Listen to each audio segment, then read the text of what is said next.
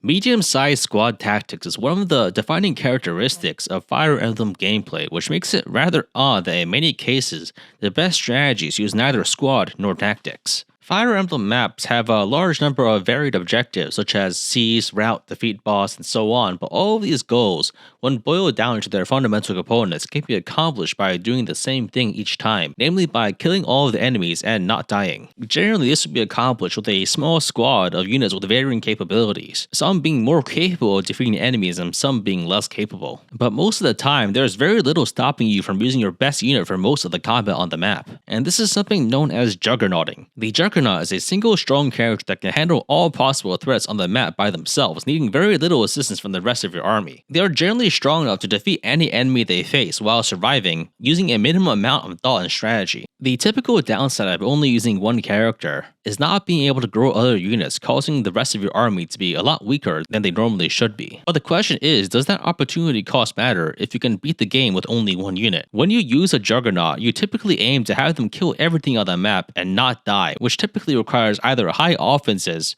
or high defenses. Doing well in either one of these goals helps greatly with the other. If you have high offenses, enemies won't stick around long enough to damage you very much, and if you never die, you have all the time in the world to take them down. A Juggernaut's combat effectiveness generally relies on being very overpowered compared to the opposition they are facing, either by having very high numbers, or by having special mechanics that allow them to subvert typical combat conventions. Some examples include having excessively high defense, avoid, self-healing, damage, or other skills. Whether or not Juggernauting is a viable strategy depends a lot on the circumstances of the game, and how easy or difficult it is to create an overpowered unit compared to the opposition. Juggernauting is generally easier when you have high amounts of player customization and a high ceiling for unit power, and it's also easier when the enemies are weaker and there's a low variety of challenges to face, either in the number of enemy types or types of map objectives. So now let's get into a couple of examples for types of Juggernauts. And the first is one that many are probably familiar with, because it's one that requires very little preparation. Seth is an archetypal example of a high-quality accessible unit that can easily outstat foes at nearly all stages of the game. When he arrives at the start of the game, he can manhandle anything that the game tries to throw at you, and because of his high growth, he can continue to do so until the end of the game. And it's to the point where doing a Seth solo run is much easier than playing normally, because all you really need to do is buy 40 javelins and put Seth on a board for every map. Seth just does so much damage and is so survivable that there's very little in the game that can even hope to challenge him. Another type of Juggernaut is the max defense armor knight, who has more defense than enemies have attack, and this results in a situation where a unit can take no damage and thus cannot die, thus making victory merely a matter of time, even if your offenses are not great. On certain maps, this unit is literally invincible, and by bringing them, you have essentially already completed the map. Examples of these kinds of Juggernauts include Oswin from FE7, Gatchu from FE9, and a General Wolfar Sedigar from Shadow Dragon. In these games, enemy variety is generally pretty low, with most enemies doing physical damage, meaning that their weakness of having low resistance basically doesn't matter. Though in other games like Fire Emblem Engage, there are too many powerful magic enemies for this kind of Juggernaut to work.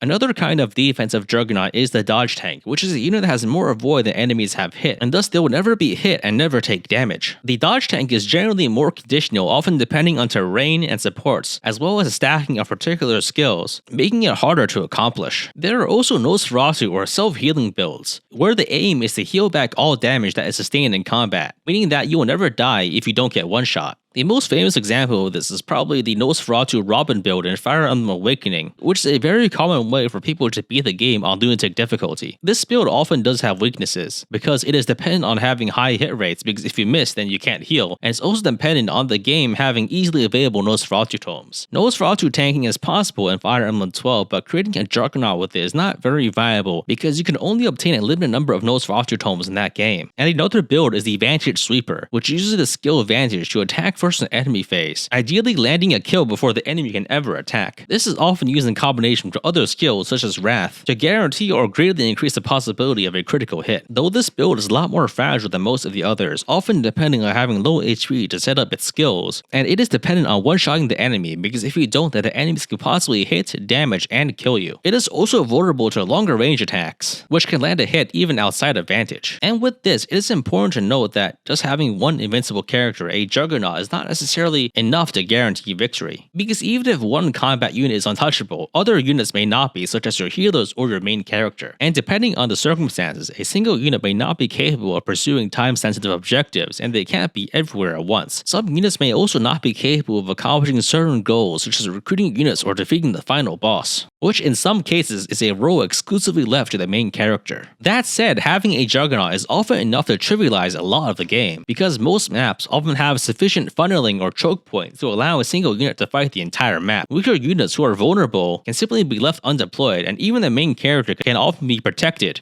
by having them be rescued or paired up. And in some cases, your main character is your Juggernaut, meaning that to complete a map, all you need to do is deploy them and no one else. And this leaves us in a strange situation where a lot of the time you might end up just deploying one unit and leaving everyone else on the bench. From a purely practical perspective, there's not much of a downside because you can still beat the map, but from the perspective of having fun, it's often very reductive and drastically lowers the complexity of the game, where a lot of the fun about this game is about those complexities. There's also the matter where grinding or exploits or DLC can be used to create an overpowered unit and thus a Juggernaut. And so having this easy and boring way of beating the game may not be desirable. And to elaborate on why using a Juggernaut may not be very fun, oftentimes all you need to do is put them on a fort and watch them kill everyone on enemy phase, meaning you don't have to make any actual decisions in this strategy game. And as a result, many Fire Emblem games have anti-juggernauting mechanics that are specifically designed so that you can't beat the game just by having a single strong unit kill everyone on enemy phase. Some games might have status effects that work independently of your unit stats and are very debilitating, such as sleep or berserk staves that can cause you to lose control of even your strongest characters, which is mainly a feature of Fire Emblem Fire Thracia 776 with its infinite range, permanent duration sleep and berserk staves. If you don't have staff units who can use Restore to fix the situation, then you are in very dire straits, even if you have a character that is otherwise invincible in combat. Fire Emblem Fates Conquest also has these unavoidable status effects in the form of inevitable end stacking debuffs, where if you rely on a single character too much, you might soon find them having -20 to all stats with no way of restoring it in a timely fashion. These mechanics encourage or necessitate the use of a more developed army by drastically limiting what you can accomplish with only one character. Another one of these mechanics is true damage, where in some cases enemies can ignore your defenses and cause damage independent of your stats. And this has appeared in Fire Emblem 4 and 5 with the Hell Tome, which can reduce your unit's HP to 1, as well as Fire Emblem 12's Glower Tomes, which allows late game enemy sorcerers to do 40 damage to your units who at most have a max HP of 60. And this also happens in Fire Emblem Engage, where chain attacks can deal around 10% of your max HP independent of your defense, while having a flat 80% hit rate independent of your avoid. Although there are workarounds, the purpose of these mechanics are to make sure that you're not invincible against every single type of enemy, or at least to make it more difficult to do so. Sometimes the limiting factor is the final boss of the game, which in some cases is so strong that standard Juggernauts are not capable of fighting them, meaning that you'll need a specific boss killing setup or multiple units to beat the game. Some games also have you forcibly split up into multiple parties, meaning that one single unit cannot accomplish everything on the map. Though the only game that does this in a way that cannot be circumvented is Fire Emblem 5, where you literally cannot beat the game if you have less than 6 units. And another feature unique to Fire Emblem 5 is a minimum deployment, where you are forced to bring a minimum number of characters to every map, meaning that you will have to protect them. And if you don't and decide to Juggernaut anyway, then you will suffer casualties, a penalty for using only one unit. And for another Fire Emblem 5 specific feature, maybe you might be starting to see a trend. Fatigue is a mechanic that stops you from deploying units that have done too many actions in the previous map. So unless you want to spend some rare and limited resources to restore their fatigue, you'll have to cycle through your army and train multiple good units if you don't want to be underprepared for future maps. Sometimes maps are designed specifically such that you have to defend your lord or some other objective in a way that stopping them with only one character is nearly impossible. And so doing so often requires training and developing a well-rounded army. Sometimes the enemy AI is smart enough to not attack if they have no hope of doing damage, the idea being that they'll move past them to attack your more vulnerable units, but mostly this tends to actually make things more tedious, because if you only bring your Juggernaut, then the enemies will just sit there passive on the map without doing anything. In some games, like FE5 and FE12, the stat caps are rather low, reducing the possibility of runaway stat growth that can allow your player characters to be vastly more powerful than enemy units, and thus reduce the possibility of creating a Juggernaut. And sometimes the resources that you need to get into an invincible state are limited, meaning that you cannot use them to trivialize the whole game. And so you might think that Juggernauting is a bad thing for Fire Emblem's game design, because it is a useful tactic that people will use,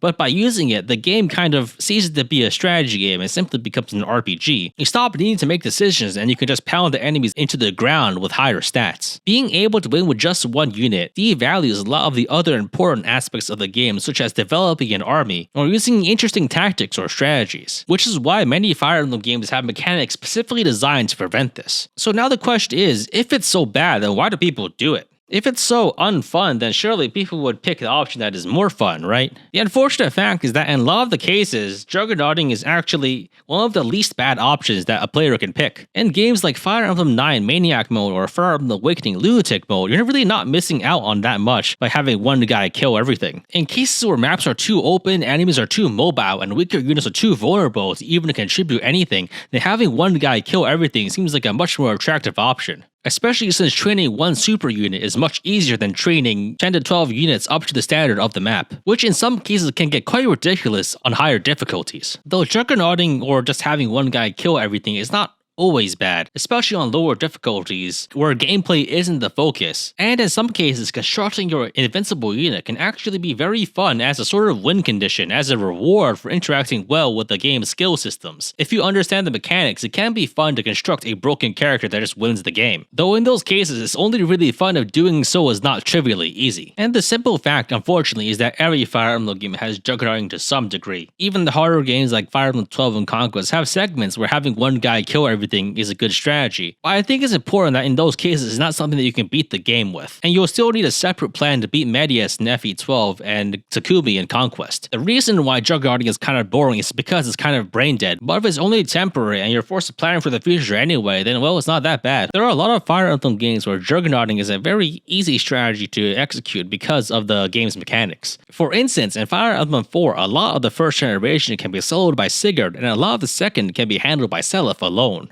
The GBA Fire Emblems are notorious enemy phase fests where you can just have one strong character, have 40 javelins, and kill everything. And the same can be said for the Tellus games, which suffer from the same symptoms. Fire Emblem Shadow Dragon might be a bit of a strange pick for this list because the way that most people play, it's a very player phase oriented game. But at the same time, it's also a game where a generic general with 30 defense and basically no other stats can handle the entire game just because most enemies can't even damage him. Fire Emblem Awakening on Lunatic difficulty is notoriously mainly completed by using Nosferatu to Robin because other alternatives are even more tedious. Fire Emblem Fate's Birthright and Revelation don't really make many attempts to counteract Juggernauting because they aren't meant to be very challenging experiences. And Fire Emblem Three Houses has such high stat caps that creating an extremely powerful unit that kills everything is not only possible but very reasonable. Only Fire Emblem games that I can think of that have tried to implement anti-Juggernauting mechanics are probably among the harder ones in this series, though the degree to which they succeed is highly variable. Fire Emblem 5 has a lot of mechanics that probably wouldn't fly today due to being extremely scuffed, but it really does force you to use a lot of units. And Fire Emblem 12's endgame is basically balanced around having units at their stat caps. Fire Emblem Fate's Conquest is probably one of the most difficult Fire Emblem games, and has so many anti-Juggernauting mechanics to the point where it interferes a lot with normal gameplay. And Fire Emblem Engage provides a lot of reasons to encourage using a full army, even though a lot of the time there are a lot of workarounds and exploits that get around it. I don't really have much to say about Fire Emblem Shadows of Valentia though, because I haven't really played it too much. Anyway, now that we've covered the hows and whys of Juggernauting, now the question is this a problem and should it be fixed? And I'd first dodge the question by saying that it's not really a problem but rather a symptom. Having just one guy kill everything is something that happens in nearly every Fire Emblem game, though the degree to which it does happen is highly variable. I don't think I would want every single anti-Juggernauting mechanic to be implemented into the next Fire Emblem game, because overcorrecting can probably make the Fire Emblem experience very miserable. For instance, despite its effectiveness in making Juggernauts not viable, I don't think I would want to see stacking debuffs from Fire Emblem Conquest ever again. And while I love a lot of Fire Emblem 5 with Thracia 776's mechanics, I'd probably rather not see a lot of them repeated. In conclusion, Juggernauting is almost an inevitable part of any game that has RPG elements, where becoming too powerful can trivialize mechanics and strategy. But the thing is, trivializing mechanics and strategy is also very fun on its own,